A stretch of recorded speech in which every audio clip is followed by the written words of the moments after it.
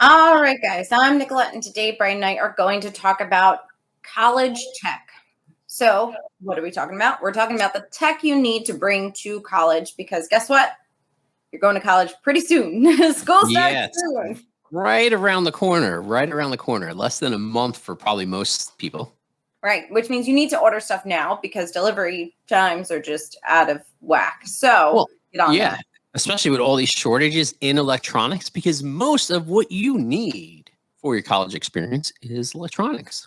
I still like a notebook, but whatever. Yeah, I mean, yeah, notebooks though. I mean, as far as I know, there's not a shortage of notebooks, but you No, never know. You never know what's going to happen on, a month from now. that's true. So, okay. So I would say, speaking about electronics, the first thing, laptop. Yes. I mean, this is pretty, I think everybody is pretty clear on the fact that they need a laptop these days. What I think I would like to know, Bryan, and actually you've helped me with this before, is what are some of the things that you look for when you're deciding on a laptop or even a desktop, whatever it might be? What are some of those considerations? For me, I look at a laptop and it looks the same as the next one, but you always tell me what to look for. Yeah, I think one of the big things you need to look at in laptops. I mean, first, let's just talk about straight out like Mac versus PC. Like some people are going to be having preferences for Mac, other people for PCs. Mac, especially if you're a student and you're studying graphic design, you're probably going to be Mac based, but a lot of people do use things like the Adobe suites on PCs. But that's probably a huge consideration. But you really have three main operating systems, right? You have your Mac-based iOS, you have your Windows, and you have Google Chromebooks, right? And what's interesting too is a lot of kids have been raised on Chromebooks because school systems have a tendency to use Chromebooks. Why? Because they're inexpensive, right? The operating system is pretty much free, right? It's not really, but it's pretty much a really inexpensive operating system. Mm-hmm. So depending on your proficiency first in the iOS, in the iOS, I should say, the operating system. iOS is the Apple one, but in the operating system is where you usually start looking. And then depending on what you're doing is where you're looking at your hardware, right? So usually your preference is for your operating system, then your hardware. And now in my opinion, there's really three sort of classifications of the hardware. There's like your really super low end, which is like your basic. You see these, they're like $300, maybe $400. A lot of times you see like grade school kids with these sort of like really inexpensive Chromebooks, and they work and they function for them, right? But they're not going to be able to process, like we said, like if you're studying graphic arts, you may not need that. But they may be good if you're just doing Word documents or sending some emails to your professor. And then you have sort of like your mid-level laptops, which can do some of those things. You can play some games on them if you got some spare time in college, but they're not going to be that heavy in terms of the processing power or what you could do graphically, right? And also remember, a consideration is the amount of space, like how much hard drive space is on there. And a lot of times, people think like, oh, I'm going to do, whatever, 128 gig or whatever, but it's not enough space. Like if you're looking at a Mac, those smaller, like 256 gig SSD drives, they're barely enough to hold the operating system plus some software. So what happens is you wind up having everything on external drives, which we're going to get into.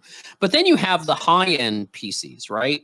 Which are the ones that are really designed for things like gaming, or if you're really processing, or if you're mining crypto. Do you know what I mean? That's a whole different class. But I'm just joking about the mining crypto. But hey, if you have time in your in your college career and you need Your to make some extra schedule, money, yeah. hey, it's good to go. You can mine with pretty much almost anything in some ways, but you need a lot of processing power and a lot of energy. But my point is, those high-end gaming machines are really good for certain things, but it just really depends on what you're doing. So some people go out and they buy these high-end machines, and let's be honest, like a PC. The life expectancy for businesses, is about 3 years. So you're talking about, even for a consumer, the most you're getting out of a machine is probably that college career. And that's if nothing happens to it, nothing breaks, or it doesn't get so corrupt, you just need to start over again. Or you don't spill your coffee on it, right? Right. Or you spill your coffee on it, or, whatever, your Red Bull or whatever you're drinking to get you through your day. But so there's really three classes. You're sort of low end, you're mid class, and you're high end. And depending on what your major is probably really going to be where you go, or whatever operating system you're comfortable with. But I think in most cases, for most college students, that mid range of laptop is going to be completely fine, because unless they're doing like really intense, 3D, modeling or things like that, where they need a lot of processing and a lot of graphics power, I think your mid range in most cases is going to suit most average college students these days. And now I can replay that next time I need a That's computer. right. I don't have to ask. That's right. And I mean, honestly, if anyone has questions on the amount of like storage space or the amount of, memory they need in there, or whatever the case is, just drop a message in the comments. We'd be happy to reply to that. Or you could actually even text us, and we'd be happy to actually even, let me throw the text number up there, but we'd be happy to even answer those questions for you guys. So absolutely. So you mentioned external hard drives. Yeah. Right. So I wasn't going to go there yet, but I think now is a good time, because I needed one. I needed one in college. I was doing some video editing, and we needed to store, all of our videos and stuff on an external hard drive. Now there are probably a lot of uses and a lot of people who need them, but I think it's just good to have no matter what at this point. That's kind of what I'm thinking. Well, I think, like you mentioned, you were doing a lot of video editing, right? Video files are massive. That's another thing. Like when I talk about graphics, I'm lumping that in there. But video files, like, I mean, if you have a video, like you're a film student, right? And you're even making, or you're doing animation, you have, a 10-minute video and it's 3 gigs, right? You have an hour video and that could be like 20 gigs. And that's not even at like a super high resolution, So these things some of them may be at a super high resolution, but you get my point. Like what happens is these files get really big, really quick. And if you're buying a laptop that only has 256 gigs of storage on it, that's like 10 videos, and your operating system, and you're done. And you're done. So you need an external. Now, the externals also offer other things, right? Besides actually storing, things like big video files, you could also use them to systematically back up your machines if you're not doing it to a cloud-based thing. Now, most operating systems, and the only one I'm not sure about is Chromebooks, but I'm sure they do automatically back up into, Google. But most, Microsoft does it through, what is the one on Microsoft? You just did this. OneDrive. Thank you. And Apple does it through iCloud, where it basically backs up your machine. But here's the thing. There are things you may move off your machine or not store on your machine that are no longer backed up.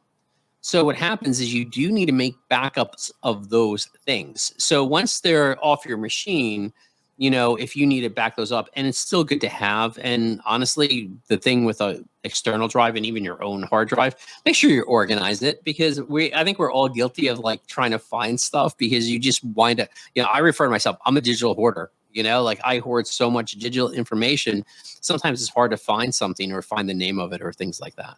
So. Yeah. So item number 2, an external hard drive. I think the third thing that you will need, and I learned my lesson even recently, is a printer. I think you need a printer, and I don't care what anybody says, you need a printer, because I lived without one, and Bryan kept telling me to get a damn printer, and it is definitely useful. I mean, do people still hand in physical copies of papers? I'm just not sure. I don't think so. I'm not sure. Maybe in some universities or some professors do, but a lot of them submit them digitally. So I'm sure, but here's the thing. There's always something you're going to need to print somewhere. I think most people have become, I don't want to say independent of printers, because that's probably the wrong phrase, but we use them less and less and less and less, and we're going to keep using them less and less and less over time. But the reality is we still need to print something, because, and let's be honest, a lot there are some institutes, meaning like banking industry and some, where they are like fax it, and while maybe you're submitting your papers and things like that to your university, right? Or your professor, maybe your financial aid needs to go via, you need to print something out and go over to the financial aid office or whatever the case is. So having a printer, may not be a bad idea, especially how inexpensive printers are these days. I mean, you get a decent printer for like sub $100, Exactly. if you just need to print here and there. I'm not talking about like massive amounts of printing, but if you just need to print stuff here and there, you can definitely get printers that are sub $100. And I'll definitely throw some recommendations for some simple printers that I think are worth it, in the comments, I mean, in the description. So that way, if people are interested in trying to find a decent printer that's, below $100, they just have that as reference. Mm-hmm. So I think we covered like your basics, your standard. You've got your printer, you've got you got your laptop, you got your printer, and you've got your external hard drive. So now we're set up here. Now there are so many other electronics we need. Yeah. Mm-hmm. Okay. I don't know if this is up anybody's alley, but I like a wireless mouse to go with my laptop. I just like a mouse. So maybe that's something that might be a preference thing, obviously, but I just can't navigate on a little pad. Maybe I'm old. But that's just something extra. Yeah, I think too. I mean, let's back away from the computers, right? Yeah. I mean, even though this is the computer, but what about mobile devices like your cell phone? Well, yeah. Yeah.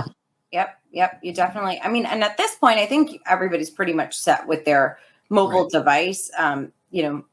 But there are some other things that go. Like, let's see. We were talking about wireless speakers before. Mm-hmm. Yeah. We were talking about wireless speakers. I know you had some ideas for why you might need one of those. I think it would disrupt everybody. And if anybody brings a wireless speaker to my dorm room, I'm like, please shut that off. But yeah, I mean, I think wireless speakers serve a really good purpose, right? I mean, besides being able to share like whatever your music or whatever you're listening to. Mm-hmm. But here's the thing too. Wireless speakers are usually, like most of them, even inexpensive ones, are pretty much waterproof. Mm-hmm. And, you can pretty much drop them. It doesn't really matter, right? They're pretty durable devices at this point. Right. So think about it. If you're having a party, the last thing you want is someone spilling a drink on your cell phone, on your nice new, iPhone that just costs $1,200, right? So a wireless speaker sort of keeps some other electronics out of the fray, if that makes sense. Mm-hmm. It keeps them out of harm's way that are just a little bit more delicate. And here's the thing. I mean, I have a wireless speaker. I want to say it was like $25 that I got off Amazon, like a really base. And the thing is like awesome. I mean, it's like crazy. Like when I have it outside, like I could hear it. Like if it's going, I could hear it like off my property, and not that you want to blast out your other dorm room neighbors, right? But my point is, like, it was probably like a $25 or $30 speaker, and it's pretty clear and it goes really far. So you don't have to spend a whole lot to keep your mobile devices safe, let's say. Mm-hmm. I mean, I think that's one of the things where you could look at like a really inexpensive device that actually could save you some headache. I think another one too, and I know this is weird because you could just stream all these things on your laptop, but maybe even like a Fire Stick is an interesting one. Because how like you have those common areas and there's TVs and maybe you don't want to stick your ID in them, even if they're smart TVs, like your account, like you won't want to put your Hulu information or your Netflix information in it, because it seems like that's a big thing, right? Where kids have a tendency to share all that stuff, but you don't want to put it in there. Maybe just a Fire Stick, so your information is delegated just to that device. Right.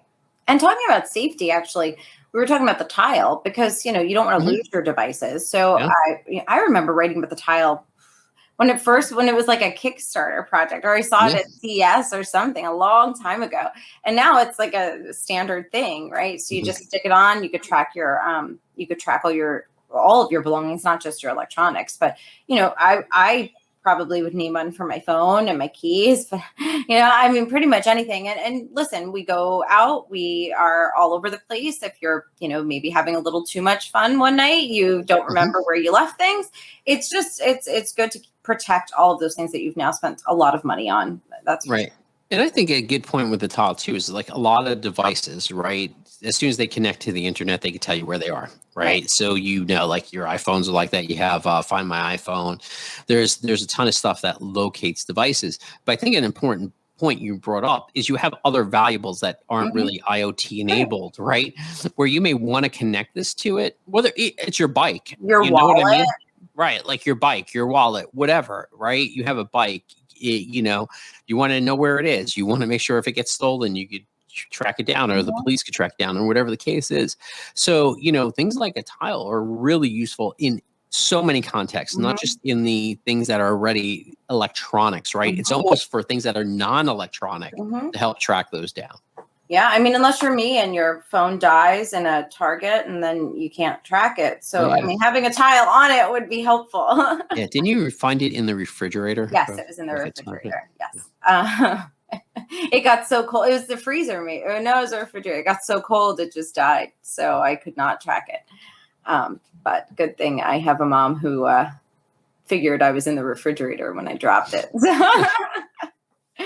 But all right, so we've got laptop, printer, external hard drive, maybe a mouse if you're me. Mhm. We've got a Fire Stick. We've got a tile. We've got a wireless speaker. What else can we bring to college that we absolutely? I mean, these are things we're talking about, things that are like basics. We're not saying Mhm. like I'm sure there are a lot of fancy things you could bring, but these are kind of your basic items if you just want to bring some standard products. Yeah. What else And you got, Brian? well, I think those are some of the basic electronics you need to sort of get you through your day or your Mhm. year or whatever your semester, right? I mean, I think those are at your core the basics, right? That's like almost like the minute. I'm not saying you need to bring a speaker or a printer. Don't get me wrong, but those are pretty much the core basics. Like I think every college student needs. Mhm.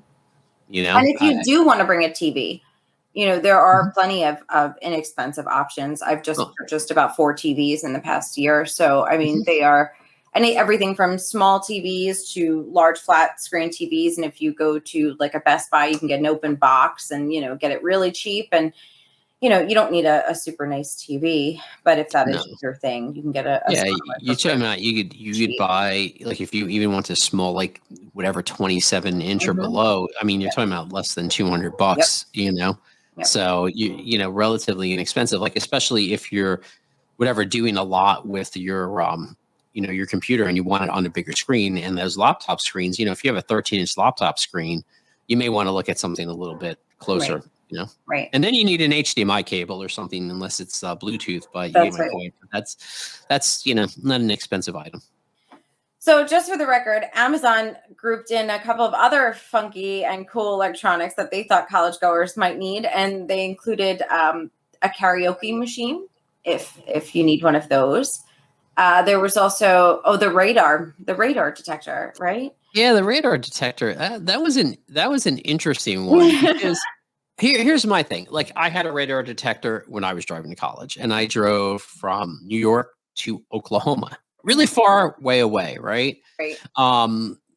So we had radar detectors, but it's interesting now with things like Waze and other applications that let you know that are crowdsourced information that let you know the police are up ahead or Mhm. you're going over the speed limit or whatever the case is.